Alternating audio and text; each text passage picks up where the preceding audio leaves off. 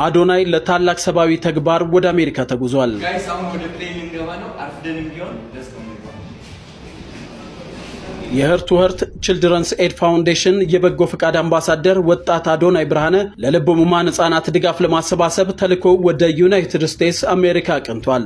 ወጣት አዶናይ በህርት ቱ ህርት ችልድረን ኤድ ፋውንዴሽን አስተባባሪነት ከነገ ቅዳሜ ማርች 14 ጀምሮ ለኢትዮጵያ የልብ ህሙማን ህጻናት መርጃ የሚውል ገቢ የማሰባሰብ ቻሌንጅ የሚጀምር ሲሆን ማርች 21 ቀን በዋሽንግተን ዲሲ ማሪዮት ሆቴል በማከናወን እንደሚጠናቀቅ አቶ ብርሃን ተድላ የፋውንዴሽኑ መስራችና የኢትዮ ኢስታንቡል ሆስፒታል ዋና ስራ አስፈጻሚ አስታውቋል። የገቢ ማሰባሰቢያ መርሃ ግብሩ ላይ በአሜሪካን ሀገር የሚኖሩ ኢትዮጵያውያንና የኢትዮጵያ ወዳጆች የበኩላቸውን አስተዋጽኦ በማድረግ የልብ ህሙማን ህጻናት ተገቢውን የህክምና ድጋፍ እንዲያገኙ ያግዙ ዘንድ አቶ ብርሃን ጥሪ አቅርበዋል።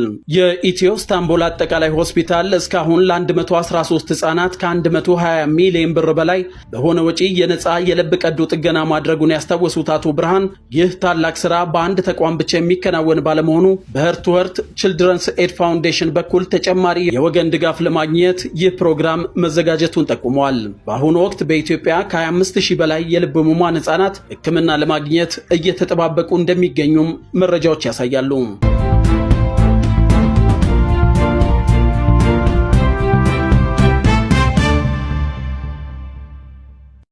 አዶናይ ለታላቅ ሰብአዊ ተግባር ወደ አሜሪካ ተጉዟል። ጋይስ አሁን ወደ ፕሌን ልንገባ ነው። አርፍደንም ቢሆን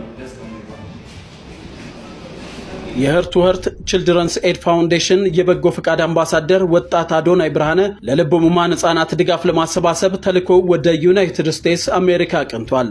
ወጣት አዶናይ በህርት ቱ ህርት ችልድረን ኤድ ፋውንዴሽን አስተባባሪነት ከነገ ቅዳሜ ማርች 14 ጀምሮ ለኢትዮጵያ የልብ ህሙማን ህጻናት መርጃ የሚውል ገቢ የማሰባሰብ ቻሌንጅ የሚጀምር ሲሆን ማርች 21 ቀን በዋሽንግተን ዲሲ ማሪዮት ሆቴል በማከናወን እንደሚጠናቀቅ አቶ ብርሃን ተድላ የፋውንዴሽኑ መስራችና የኢትዮ ኢስታንቡል ሆስፒታል ዋና ስራ አስፈጻሚ አስታውቋል። የገቢ ማሰባሰቢያ መርሃ ግብሩ ላይ በአሜሪካን ሀገር የሚኖሩ ኢትዮጵያውያንና የኢትዮጵያ ወዳጆች የበኩላቸውን አስተዋጽኦ በማድረግ የልብ ህሙማን ህጻናት ተገቢውን የህክምና ድጋፍ እንዲያገኙ ያግዙ ዘንድ አቶ ብርሃን ጥሪ አቅርበዋል።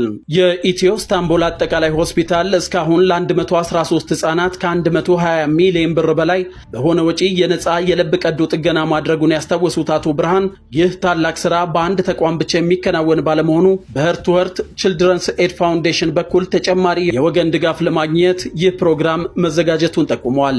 በአሁኑ ወቅት በኢትዮጵያ ከ25000 በላይ የልብ ህሙማን ህጻናት ህክምና ለማግኘት እየተጠባበቁ እንደሚገኙም መረጃዎች ያሳያሉ።